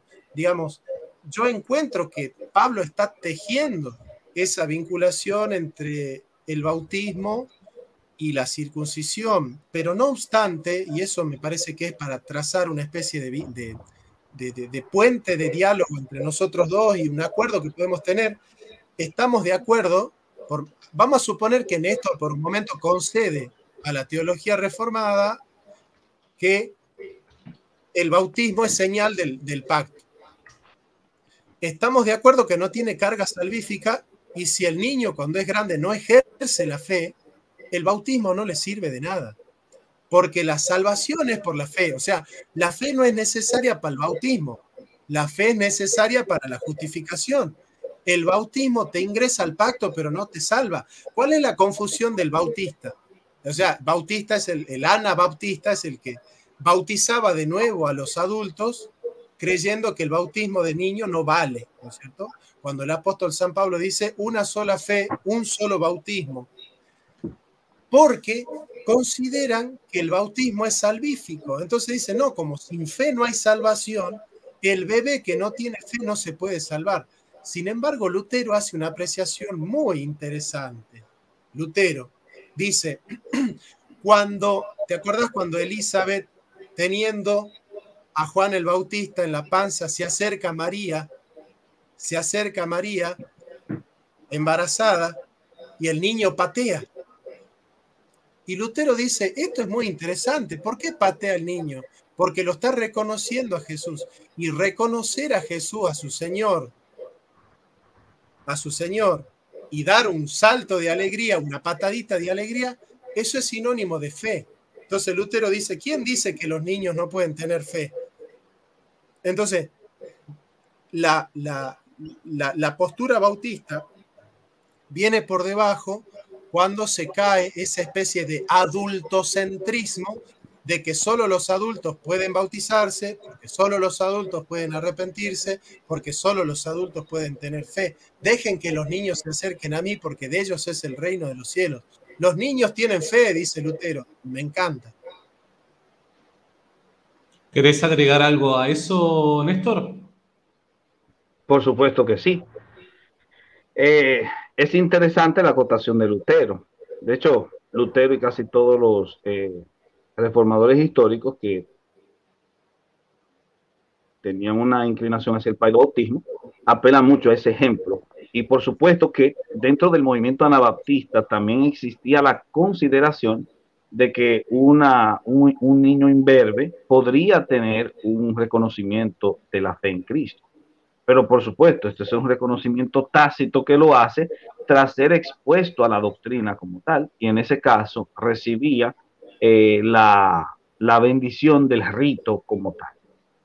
Esto también lo podemos ver en la experiencia actual de muchas iglesias bautistas, quienes tienen entre sus catecúmenos a muchachos de 10 años, 11 años. O sea, la idea de que el adultocentrismo es una de las características vitales del credo bautismo no es coherente con la experticia de estas congregaciones que apelan hacia el credo bautismo como tal. Por supuesto que, y en eso estoy totalmente de acuerdo con Jonathan. Jonathan lo ha explicado de una forma muy magistral, como siempre lo hace en sus clases, en sus escritos. La fe no es una propiedad del adulto. La fe también es una propiedad de aquel que, a pesar de su corta edad, tiene la conciencia relevante o necesaria para poder reconocer a Cristo como Señor. Y creo que ese punto es muy hermoso y muy bello. Una acotación final, pero esto es como dato de interés para el público. Más que todo, y sé que Jonathan y tanto Santiago le van a sacar bien provecho de esta información. Es importante saber que el paidobautismo, una necesidad en la época de Lutero, de ahí la defensa que muchos de los reformadores hicieron, porque era una necesidad, por un tema político. Esto es muy importante. Hay que recordar que en aquella época no existía un organismo de circunscripción civil que se encargase de registrar por acta de nacimiento a las personas nacidas en un reino o en una provincia.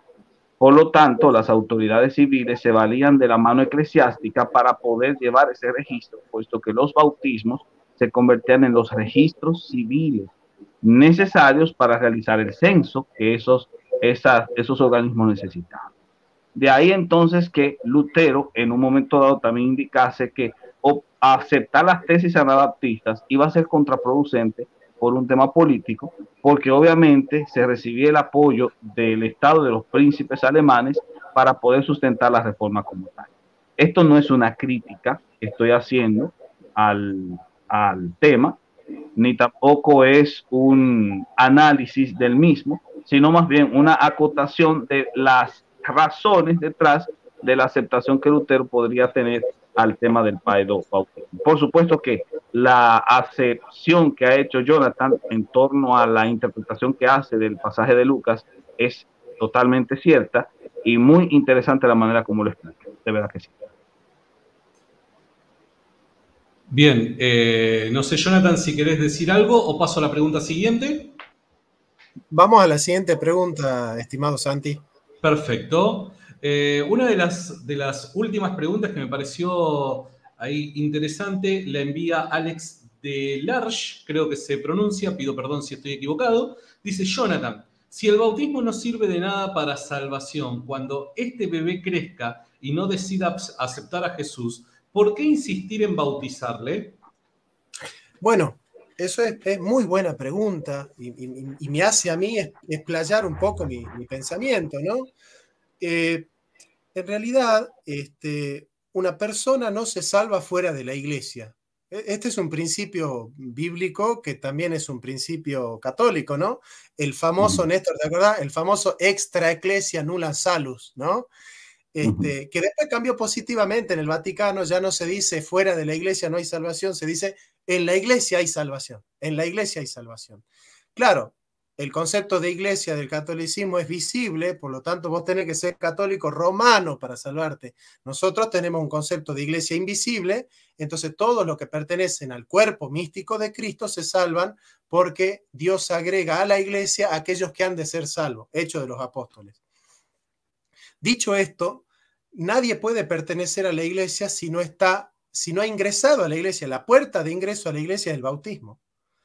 Y nosotros, los presbiterianos, creemos que los niños forman parte de la iglesia.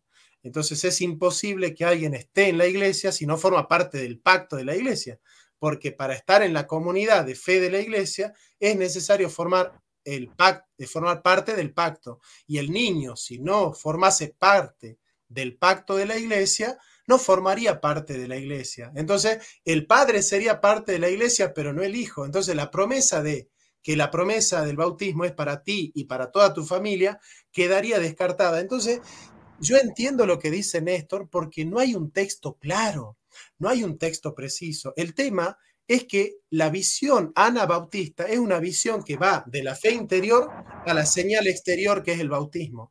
Pero esa es una visión unilateral del proceso bíblico. En el proceso bíblico hay de lo interno a lo exterior, que es la visión anabautista que excluye a la otra, que es de lo exterior a lo interior. Cuando los circuncidados están llamados a creer y a circuncidarse el corazón, es un movimiento de lo exterior, de la carne al espíritu. Entonces, en la Biblia hay ese doble movimiento. Gente que está en la iglesia, pero no cree. Entonces dice Pablo, examínese cada uno para ver si está en la fe. O le dice a la iglesia de Tiatira, creo, no sé, Néstor, corregime, vos sabés más, a la de Éfeso, sé que tienes fama de estar viva, pero estás muerto. Están en el pacto, pero están perdiendo la fe, están perdiendo el primer amor, están sentados en el trono de Satanás, están saliendo del pacto. Están olvidando la gracia, están cayendo de la fe, digamos, ¿sí? No están perdiendo la salvación, pero sí están saliendo del pacto, ¿no? No confirmaron mi pacto. Entonces, ¿qué es confirmar el pacto? Confirmar el pacto es tener fe, pero primero es el pacto y después es la fe. Ese es el movimiento de lo exterior a lo interior. Entonces, en la Biblia hay dos movimientos. La táctica bautista es suponer que hay uno solo, que es del interior al exterior. Y me parece que ahí está el problema, que no se concibe a la visión intrinsecista de la fe en el bautismo como el único movimiento que aparece en la Biblia, cuando en realidad hay dos. Bien, Néstor, ¿querés agregar algo a la respuesta de Jonathan? Por supuesto que sí. De hecho, podría agregar dos cosas importantes.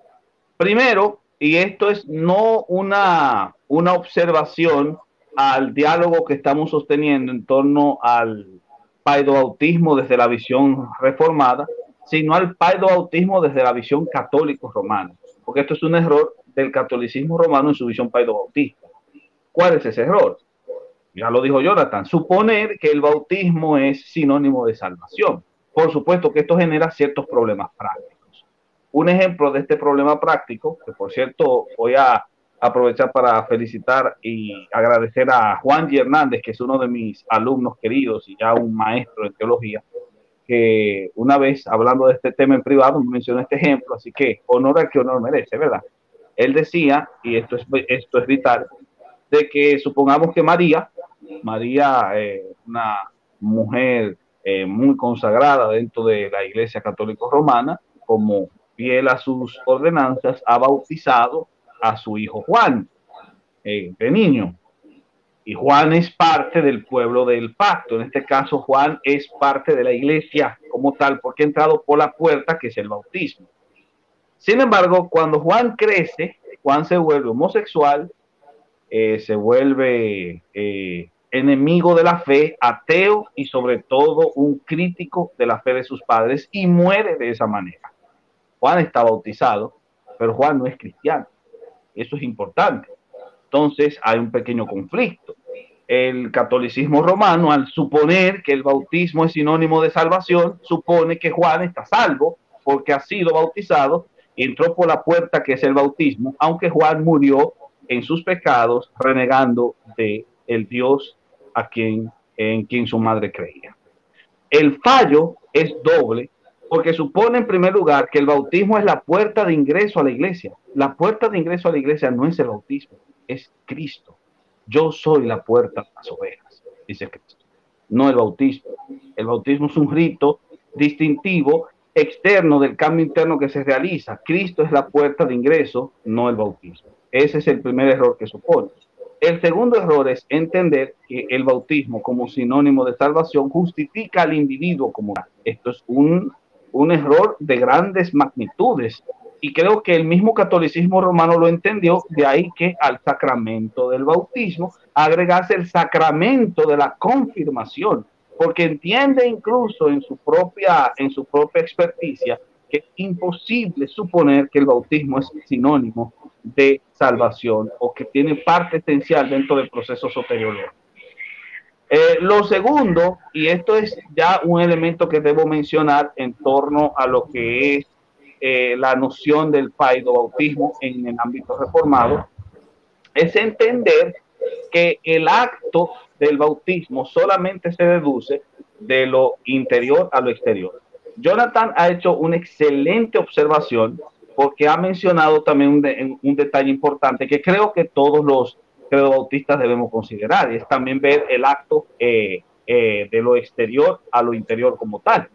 Sin embargo, si nosotros suponemos, y creo que este es un fallo importante que se debe revisar, si nosotros suponemos que el bautismo como tal se justifica para el niño de lo exterior a lo interior por la realidad de la vida del pacto, ¿qué pasaría con estas personas que, a pesar de estar insertados en el pacto, mueren como individuos incrédulos a esa realidad pactual?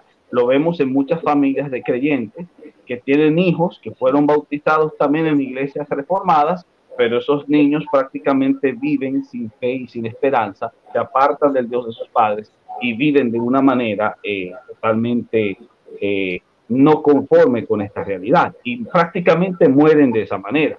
¿Por qué? Porque prácticamente no descansan dentro de lo que es el concepto directo de la elección divina. Y aquí es donde yo creo que debemos los paidobautistas y credobautistas entrar en diálogo. ¿Hasta qué punto suponer o hasta qué punto el paidobautismo supone una contradicción con la doctrina de la elección? Puesto que la elección divina es la que presupone la inclusión del pacto. El individuo es insertado en el pacto por acto de la elección divina. por lo tanto, de suponer que el bautismo es parte esencial de la inclusión del pacto, es posiblemente, y digo posiblemente porque esto es un tema de discusión posterior, es posiblemente una negación tácita de la elección divina como presupuesto inicial y final del acto salvífico. Entiendo que Jonathan tendrá algo para decir al respecto. Sí. Yo, el primer error que le veo cometer a Néstor en toda mi vida. En el pacto ingresan creyentes y no creyentes. En el pacto de Adán hay creyentes y no creyentes. En el pacto de Noé hay creyentes y no creyentes. En el pacto de Abraham hay creyentes y no creyentes. En el pacto de Cristo hay trigo y cizaña, hay creyentes y no creyentes. Es decir, vos podés caer del pacto, pero no de la salvación, porque el pacto no salva. El pacto es la economía en la cual vos ingresás a la historia de la salvación. Entonces, el problema no es que el que fue bautizado se pierda, porque vos te puedes bautizar en agua, pero se nace del agua y del espíritu. Acá está el problema, que el nacimiento del agua y del espíritu coinciden en un mismo sentido, en el sentido de que está orientado a la salvación, pero vos podés bautizarte en agua un lunes y nacer del espíritu dentro de 20 años. Entonces, ahí entra lo que dice Lutero. Vos te podés casar con tu mujer sin estar enamorado y dentro de 20 años te enamorás y no tenés que casarte de nuevo. Ahí viene Efesios cuando dice una sola fe, un solo bautismo. O sea, hay un solo bautismo que vale porque el bautismo no salva. Justamente, yo creo que el problema del bautista es que como está acostumbrado a debatir con el catolicismo, piensa que nosotros los reformados, cuando hablamos del bautismo como señal del pacto, le estamos dando carácter salvífico. Y en realidad es ingresar en la historia de la salvación. Un niño ingresa a la historia de la salvación por la fe del Padre. Por eso el Padre dice, serás salvo tú y tu casa y tu familia. Y la mujer es santificada en el varón, en el marido, y los hijos son santificados en el Padre. ¿Por qué? Porque la fe del Padre está ingresando a la familia, a la historia de la salvación. No es que se salva la mujer por la fe del Padre, no es que se salvan los hijos por la fe del Padre, pero los hijos y la mujer ingresan al pacto de Dios a través de la fe del Padre, porque el Padre fue llamado él y su familia. Pero el bautista, como tiene una concepción individualista de la persona, fruto de la filosofía moderna, entonces no puede entender que Dios llama a un grupo.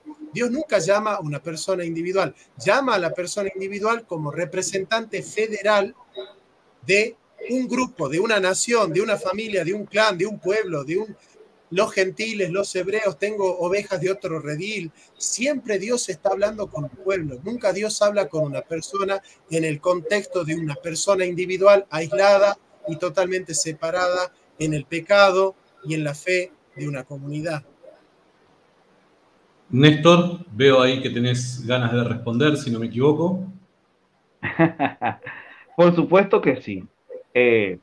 Por eso quería explicitar al principio que me refería directamente a la opinión como la ve el católico romano, y creo que es una crítica importante. También entiendo que hay necesidad del diálogo en torno a que paidobautistas y credobautistas podamos soslayar algunos elementos importantes. Creo yo, que dentro de lo que tiene que ver con la experiencia de la iglesia, el paidobautismo es una realidad no conocida por los antiguos. Y por supuesto, como es una realidad no conocida por los antiguos, entonces no necesariamente podría tener un basidero bíblico sobre el cual construirse. Las justificaciones directas, claro que serán deducciones que harán los intérpretes, como por ejemplo las deducciones que hace Lutero. En este caso, y qué bueno que Jonathan lo aclara, en este caso, el tema que estamos desarrollando no es tanto si vemos al bautismo como un proceso de salvación directa. Claro que eso está totalmente fuera de discusión, porque el bautismo no tiene nada que ver con el proceso salvífico, a menos que no sea como acto externo. El bautismo debe verse más como un signo eclesiológico. Y como es un signo eclesiológico, tiene que ver con la experiencia que el cristiano tiene con la iglesia. Ahora, claro está que la experiencia que el cristiano tiene con la iglesia tiene mucho que ver con la realidad que tiene que ver con la inserción que recibe a través de Cristo Jesús. Y esa inserción depende de la elección divina, no depende del rito como tal. Por ende, en este caso, si el rito es aplicable o no, lo que nosotros deberíamos preguntarnos es si se valida en torno a la intencionalidad final. Ok, sí, ciertamente podríamos bautizar a un niño y ese niño no ser parte del pueblo que se salva.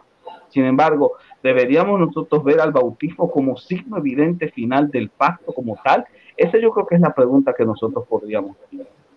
Vuelvo a repetir mi tesis inicial. Yo considero que la señal del pacto es la Eucaristía. El bautismo es una ordenanza final que se realiza como símbolo externo real del acto interno que hemos evidenciado a través de la regeneración. Creo en este caso que el lavamiento del agua, cuando dice nacidos del agua y del espíritu, entiendo, y creo que esta sería una apreciación interesante que por supuesto Jonathan creo que también podría analizar y posiblemente tendría argumentos bien sólidos para desmontarla, pero la idea que sostengo desde mi humilde perspectiva y desde el análisis que he hecho de los textos es que cuando se habla del agua y del espíritu, el Señor Jesús está apelando a una imagen profética del Antiguo Testamento, que es la del profeta Ezequiel. Y esa imagen tiene una explicación definitiva, una explicación, si no quiere utilizar el término definitivo, final, en el Nuevo Testamento, cuando se habla de la palabra de Dios como un símbolo del agua. Y por supuesto que cuando nosotros escuchamos a Jesús decir que el que nace de nuevo es aquel que ha nacido por el agua de la palabra y la acción del Espíritu en la palabra, nosotros tendríamos que inmediatamente escuchar al mismo apóstol Pablo cuando dice que la fe es por el oír y el oír por la palabra de Dios. Obviamente quien hace que oigamos es el Espíritu, pero hace que oigamos la palabra y todos hemos sido regenerados porque hemos recibido la palabra de Dios iluminada por el Espíritu. Esto es una convicción que incluso aparece dentro de los grandes pedobautistas, Lutero y Calvino, cuando decían que la fe ocurre o nace gracias a la acción que el Espíritu de Dios produce en la palabra oída. Así que para mí, y esto es mi perspectiva personal, cuando Jesús dice que nacemos del agua y del Espíritu, Él está hablando de la dinámica interna que ocurre cuando nosotros somos regenerados. ¿Cómo ocurre esa dinámica interna? Cuando el Espíritu opera a través de la palabra. Y Efesios 5:26 apunta esa imagen cuando dice, por el lavamiento del agua de la palabra. Y también el apóstol Pedro llega a mencionar este mismo símil en 1 de Pedro capítulo 2. O sea, yo creo que en este caso, la imagen del agua en el nuevo nacimiento tiene que ver con la acción de la palabra en conjunto con la convicción que el Espíritu de Dios hace a través de ella. Ese es el sentido como yo lo interpreto en ese caso. No creo que podamos utilizar ese texto como un referente del bautismo, una justificación del bautismo como símbolo de inserción al pacto. Por otro lado, gracias, me gustó mucho, de hecho, muy interesante, gracias Jonathan, por esa interesante aclaración sobre el tema del pacto, de la inserción de dos grupos diferentes. Creo que es un tema de análisis muy interesante. Así que, como siempre, Jonathan, gracias por eso. Bien, si a ustedes les parece, vamos con un cierre de ambos. Yo había pensado, dado que este diálogo, más que, a ver, esto claramente ha sido un debate, pero no estamos acostumbrados a debates de esta altura, en donde el diálogo y la cordialidad son protagonistas, ¿no? Así que los felicito a ambos y yo he aprendido un montón, como creo que la mayor parte de aquellos que estamos viendo en directo este debate. Si a ustedes les parece bien, podríamos concluir con apreciaciones de cada uno, ¿no? sobre lo discutido. Me gustaría saber, y propongo que en principio Jonathan, que vamos a mantener el orden que tenemos desde el principio, que Jonathan pueda decir aquellas cosas que, finalizado este debate, termina concluyendo que coincide con Néstor y en aquellas cosas en las que no coincide con Néstor, para traer claridad y una especie de conclusión. Y así también luego Néstor que pueda traer sobre la mesa aquellos puntos en los que cree que coincide con Jonathan y en aquellos puntos en los que no. Si les parece, como para concluir el debate de ambos lados. Jonathan. Sí, sí, querido Santi, gracias. Qué buen moderador que es Santi, ¿eh? Realmente maneja los tiempos, te deja bien parado en todo. Es espectacular, Santiago. Muchas gracias. Rincón Apologético. Si hay algún marciano que no conoce el canal de Santiago, Rincón Apologético, ¿no? Ya saben. Miren, yo creo que coincido con Néstor en el hincapié en la fe. O sea, el reformado bautista pone en el centro la fe de Jesucristo por encima de todo. Y yo creo que es muy importante eso para la fe reformada, y hasta cierto punto, Néstor, te concedo que es una purificación de la fe reformada, ¿no? Porque se puede interpretar que Lutero y Calvino todavía estaban con resabios del catolicismo, ¿no? Con coletazos del catolicismo romano, ¿no? Y el bautismo es como que viene a purificar la sola gracia y la sola fides, exaltándola y llevándola al extremo de que no se olviden nunca del compromiso interno con la fe. Nunca piensen que está todo dado con el sacramento, con el signo externo, porque lo que salva es el signo interno, y el bautista piensa en la salvación. El bautista es el teólogo de la salvación. No por nada, qué sé yo, Spurgeon y los grandes héroes de la Reforma, la mayoría fueron bautistas, y eso está claro.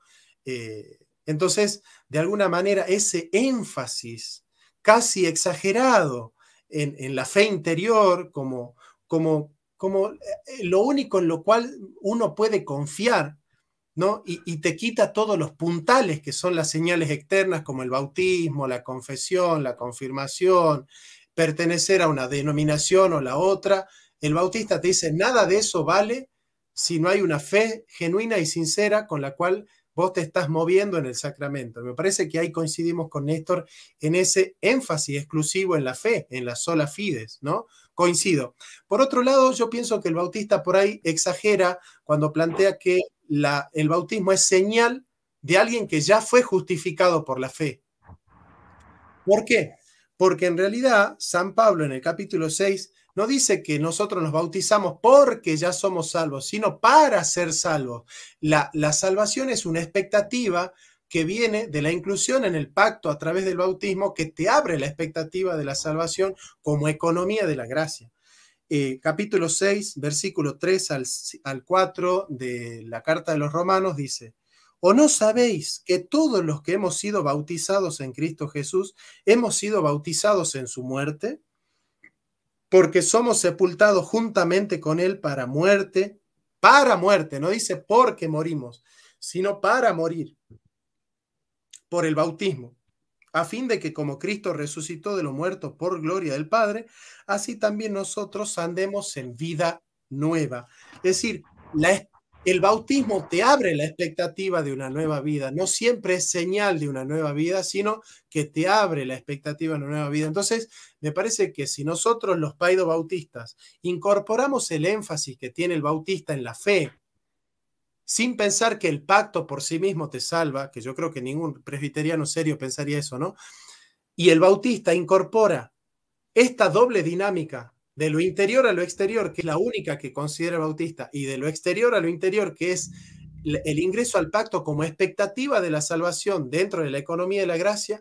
Yo creo que tenemos un terreno en común para dialogar bautistas y reformados que puede ser fructífero. Y lo más importante es que tanto bautistas como reformados creemos que la profecía más confiable y la más segura es la Sagrada Escritura. Eso no lo dice la Biblia de ninguna tradición y de ningún magisterio. La palabra más confiable y la más segura es la Sagrada Escritura. Es por eso que nosotros confiamos ciegamente en la Escritura. Fantástico, fenomenal. Siempre es un gusto poder oírte, Jonathan. Así que, nada, te agradezco mucho por todo lo que nos has enseñado durante este debate. Néstor, conclusión y cierre. Por supuesto. En primer lugar, antes de concluir, debo resaltar, igual que hizo Jonathan, el excelente papel de Santiago. Santi verdaderamente ha sido un excelente moderador y no digo marciano, voy a agregar algo más, Jonathan, algún habitante del planeta Saturno que no conozca Rincón Apologético, muchas porque gracias. prácticamente si no lo conoce, entonces tiene que revisar mejor sus redes. Pero sí, es una excelente labor realizada. Igual también felicitar a Jonathan, como siempre. Jonathan es el filósofo de referencia más importante que hay en toda Argentina y no estoy exagerando, ni tampoco estoy limpiando el saco como dicen muchos. Es una realidad inherente y objetiva, así que objetiva y objetiva.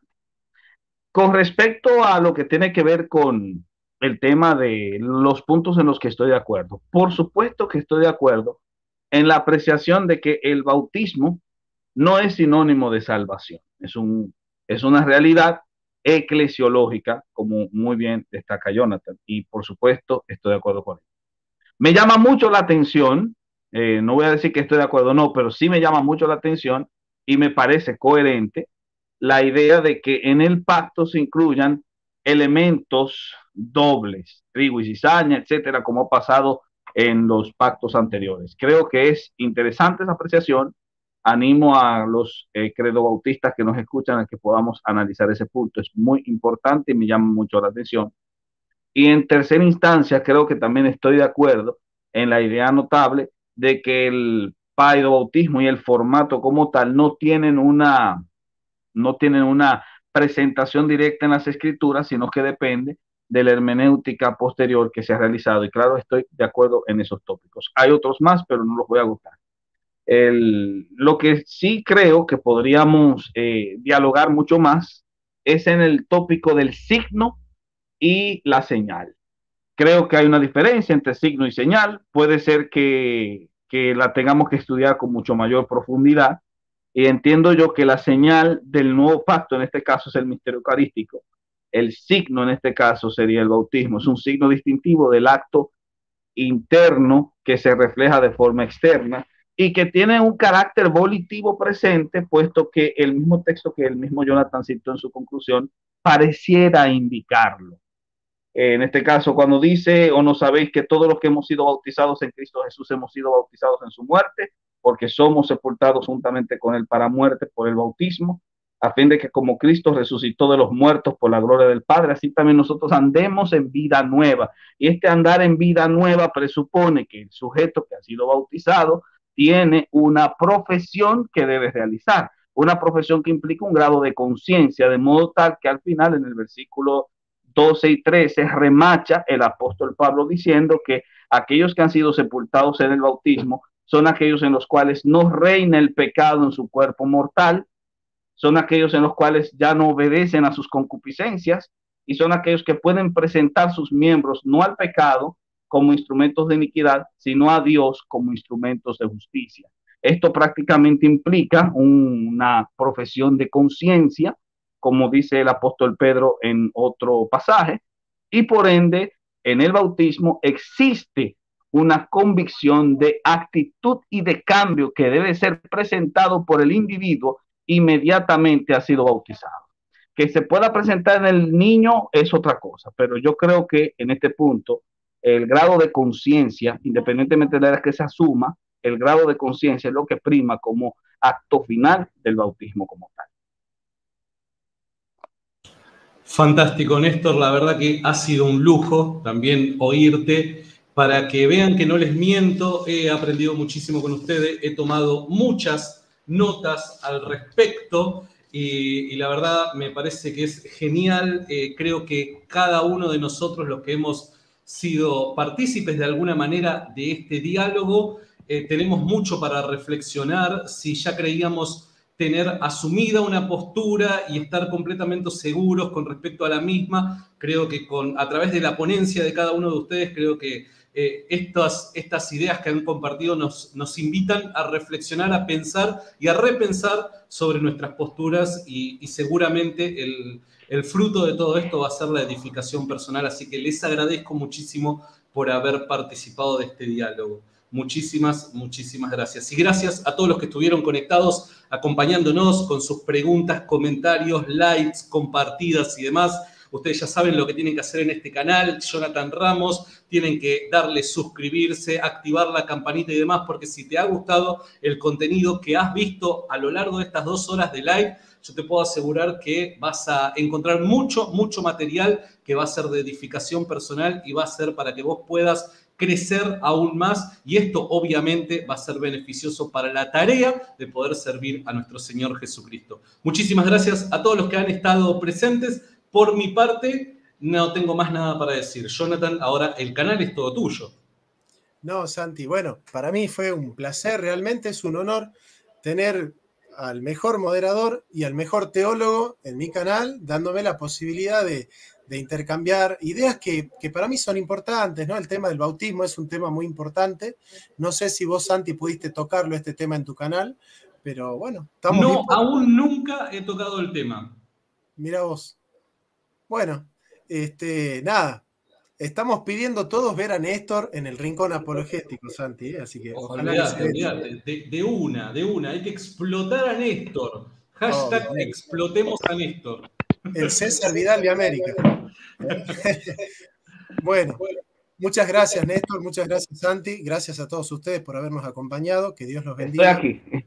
Buenas noches, cuídense, buena vida. Dios les bendiga.